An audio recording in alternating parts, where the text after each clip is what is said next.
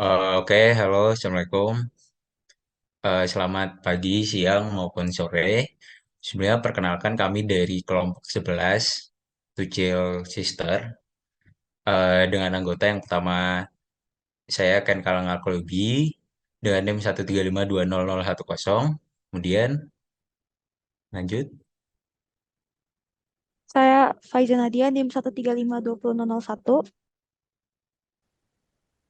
Saya Muhammad Fajar Ramadan, NIM 135200206. Lalu saya Arik Rayar Kananta dengan NIM 1352048. Oke, di sini kami akan mempresentasikan hasil dari tugas Open MPI, tugas dari tugas kecil kami. Oke, yang pertama di sini ada OpenMPI. Di sini kami akan ngeran dulu dari server. Oh ya, sebelumnya eh, di Gitlog dulu. Ini udah ada di server. Oke, belum di CD.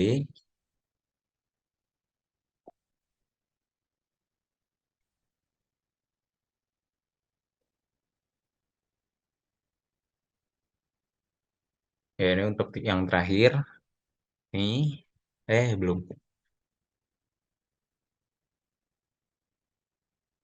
Nah, ini yang terakhir. Terus kemudian update statusnya. Ya, udah aman. Dan di sini kami akan mencoba untuk mengcompile dulu. Untuk yang pertama akan kita jelaskan dulu yang mengenai OpenAPI.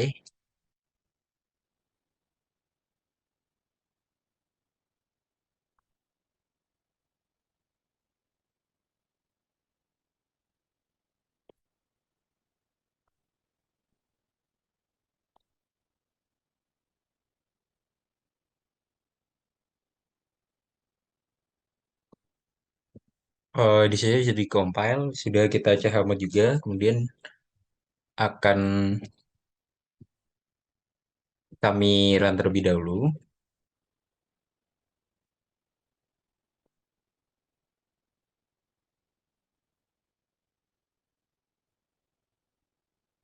Oke, yang pertama di sini 32txt, yang 32 terlebih dahulu. Nah, di sini untuk sumnya dapat terlihat. Dan yang kedua 64 Kan waktuin kan? sambil di waktu ya. Iya.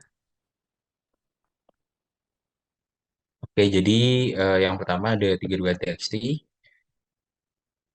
Nah, untuk time-nya bisa dilihat di sini.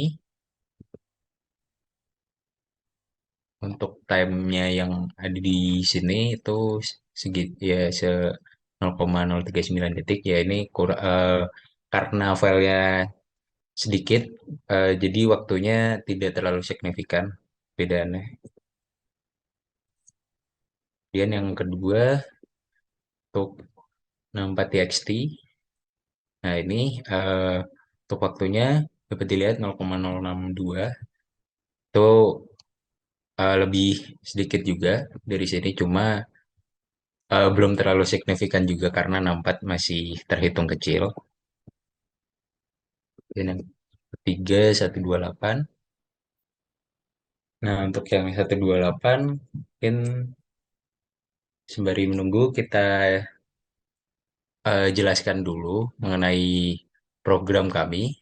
Oke, jadi untuk OpenMPI ini sebenarnya kurang lebih mirip dengan OpenMP, cuma bedanya di OpenMPI ini kita melakukannya secara manual, melakukan pemisahannya secara manual.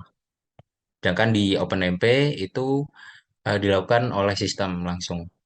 Nah, di sini untuk yang 128 sudah dapat dilihat di sini waktunya itu lebih sedikit ya jika dibanding untuk sistemnya itu lebih sedikit. Cuma kalau dilihat untuk real dan usernya, eh, ya ini dapat dilihat sendiri. Terus kemudian yang 256, kayak mungkin bisa bisa sembari dijelaskan, Fai. Oke, em, mungkin aku jelasin dari bagian programmingnya di situ. Setelah di situ pembacaan dari matriks, kemudian di scan satu-satu, terus kita membuat fact domain. Nah, kemudian dari situ kita juga menginisiasi limit. Limit itu adalah jumlah baris matriks yang harus dihitung pada masing-masing prosesnya. Nah, kemudian dilakukan iterasi loop masing-masing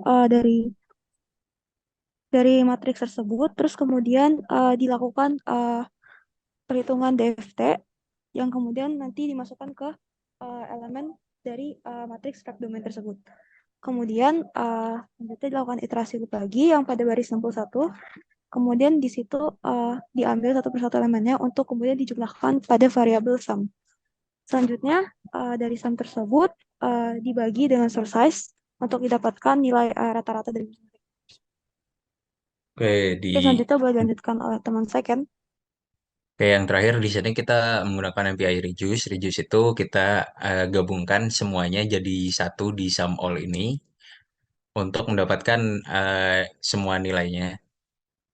Kemudian di sini kita print average-nya berapa. Ya, ini bisa dilihat average-nya sini.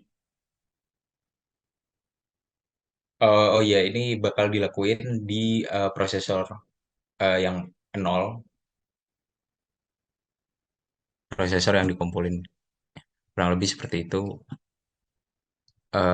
Mungkin sembari menunggu juga di sini bisa saya run terlebih dahulu untuk yang judanya karena akan memakan waktu yang cukup lama juga.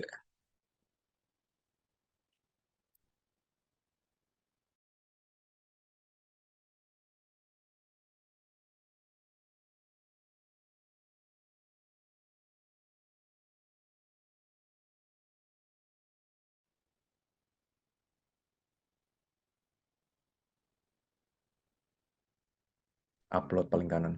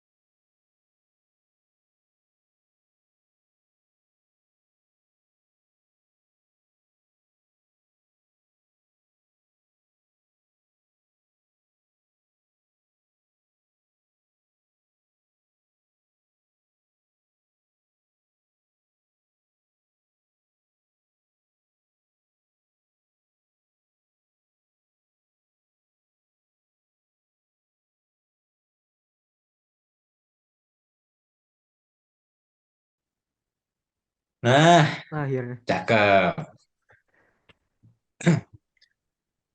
Oke, jadi untuk yang 256 itu makan waktu sekitar 9 menit. Ini bisa dibandingkan dengan yang eh, serial di sekitar sini. Oke, berikutnya eh, kita ke OpenMP. Lanjut ke OpenMP.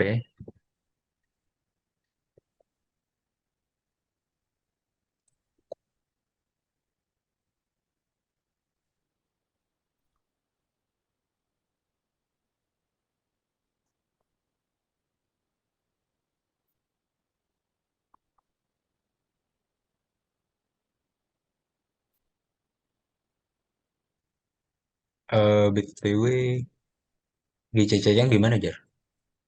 GCC, benar.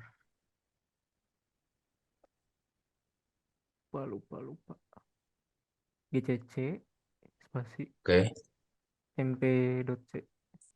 mp.c. Nah, strip OpenMP. Itu udah dijalanin kan? Langsung aja nggak sih titik Iya itu. titik slash MP?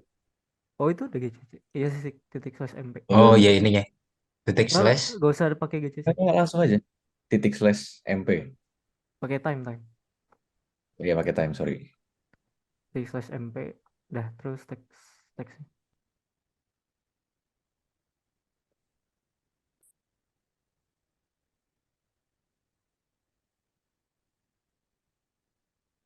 Typo mas.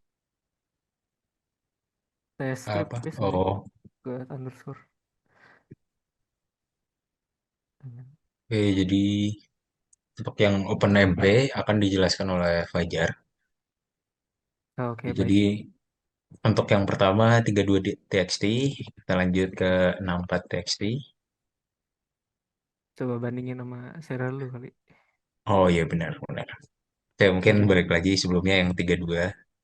Yang 32 di sini itu makan waktu sekitar 0,056. Ya, ini jika dibandingkan dengan yang ini, ya seperti itu. Eh, Mungkin Fajar aja bisa jelasin. Sorry, sorry. Jadi untuk yang 64 0,0733 saya dibandingkan belum terlalu jauh ya karena filenya tidak terlalu besar juga. Untuk yang 128, oke, mungkin sembari menunggu bisa lihat kode mp.c-nya.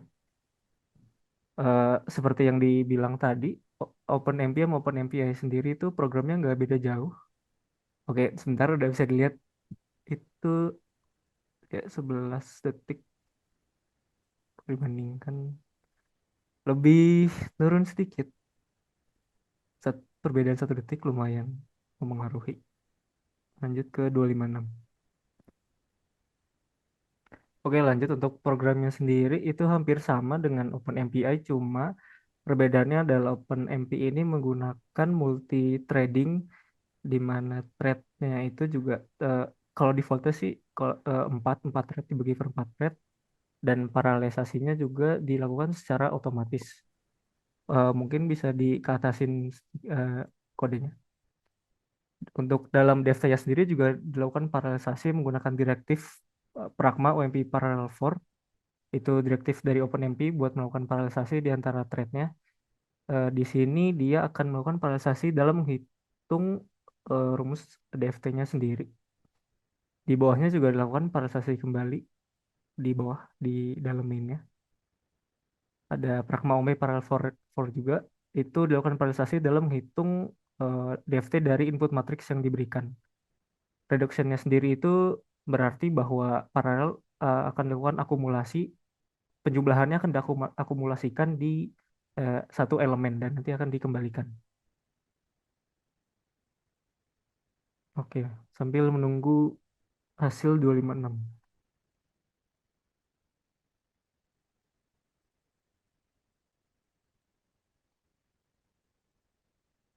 Jangan grogi kan?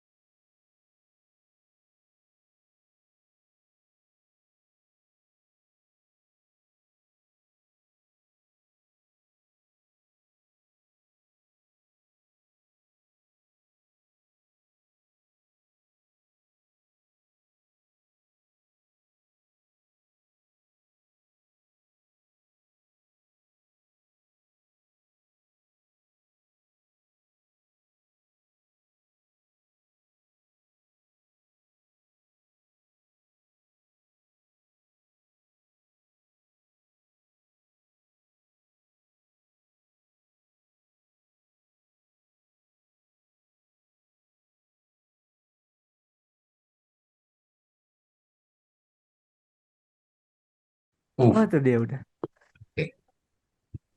4 menit. Ya, oke. Bisa dilihat waktu yang dihasilkan. Lebih lama sedikit. Oke, lanjut mungkin langsung ke kuda.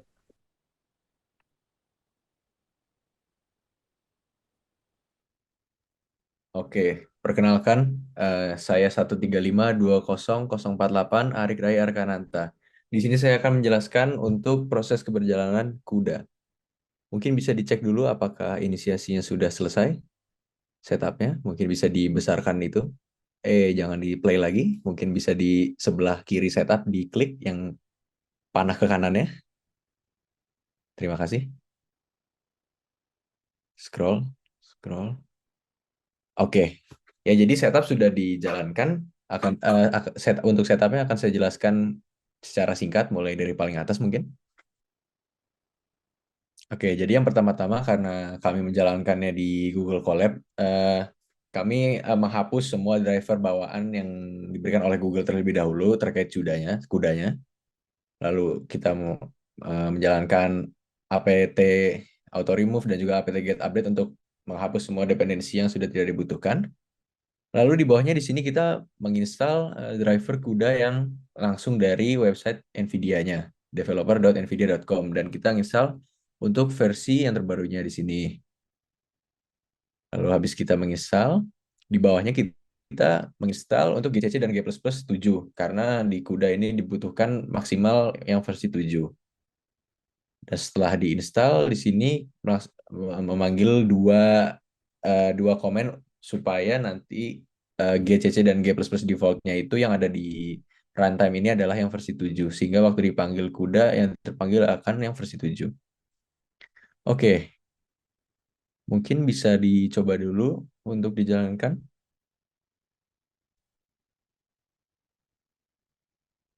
Ya, mungkin yang di bawah juga yang compile di run. Oke, mungkin sebelum di run, diimport dulu data test case-nya. Mungkin itu yang di sebelah kiri, di tab sebelah kiri ada folder, diklik. Nah, lalu di-upload itu yang ada gambar panah ke atas, file panah ke atas. Oke. Dan kita di sini bisa mengimport file-file test case-nya langsung semuanya saja.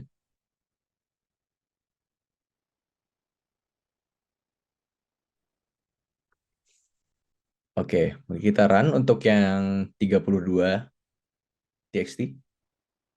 Oke, di sini dapat dilihat ya.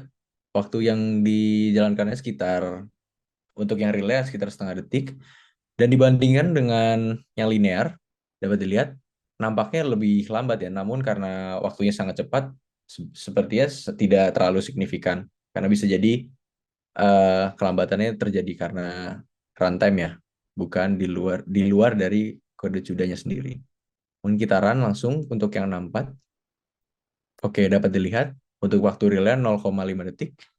Dan jika dibandingkan dengan ini, sudah terlihat kalau waktunya sudah lebih lama dikit, baru untuk waktunya mulai kerasa itu pure dari kode si DFT-nya sendiri dan terlihat lebih cepat 0,1 detik. Mari kita jalankan untuk 128. Oke, dapat dilihat untuk waktunya tidak sampai sedetik ya masih. Dan jika dibandingkan oleh yang serialnya, sudah dapat dilihat bahwa perbedaan waktunya sudah sangat jauh ya. Dibandingkan dengan 12,7 detik, ini bahkan di kuda tidak sampai 1 detik. Dan yang terakhir, dijalankan 256. Ini kita tunggu saja, nggak apa-apa, karena tidak terlalu lama. Oke, dan dapat dilihat untuk yang 256 di sini hanya 2,6 detik. Dan dibandingkan dengan yang serial, ini sudah sangat jauh. Untuk yang di serial di sini estimasinya mencapai 4 menit. Di sini bahkan 1 menit saja tidak menyampai. Ya bahkan 5 detik aja tidak sampai. Oke, setelah saya mencoba untuk keempat test case tersebut, saya di sini akan menjelaskan kodenya sendiri. Mungkin dimulai dari fungsi main. Jadi di sini pertama-tama menginisiasikan dulu matrix source-nya, lalu juga sum real dan imaginer untuk untuk fungsi nanti average-nya di akhir. Lalu di sini juga saya menginisiasikan 3 lagi yang berupa pointer, yaitu di source, di sum real, dan di sum imaginer. Ini untuk nanti kita masukin ke dalam si device-nya atau si GPU-nya. Dan kalau yang for loop di atas itu hanya untuk membaca matriks. Nah, di sini dapat dilihat kuda malloc memanggil 3 kali di sini untuk mengalokasikan memori dari untuk si device-nya atau GPU-nya. Dan bentukannya dan ukurannya itu sesuai dari si host ini yang sudah diinisiasikan, yaitu yang depannya ada D underscore. Jadi di sini kita nginisiasiin matriksnya dan juga sum real dan sum imaginer untuk nanti dipakai di dalam fungsi yang dijalankan di device-nya.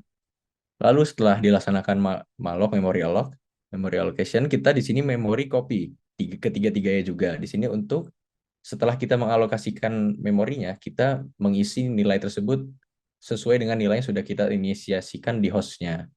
Yaitu untuk matriks adalah matriks inputnya, lalu untuk sum real dan sum imaginer adalah 0, karena nantinya akan dihitung. Lalu di sini kami juga menginisiasikan block size dan juga grid size. Block size atau banyaknya thread dalam satu blok, di sini kami menginisiasikan 32 kali 32, ya, sesuai dengan jumlah satu warp, namun 2 dimensi. Lalu untuk grid size-nya atau ukuran satu grid berisi berapa blok, nah ini yang tergantung dengan ukuran matriksnya. Di sini dapat dilihat dengan cara source size ditambah block size untuk yang ke X.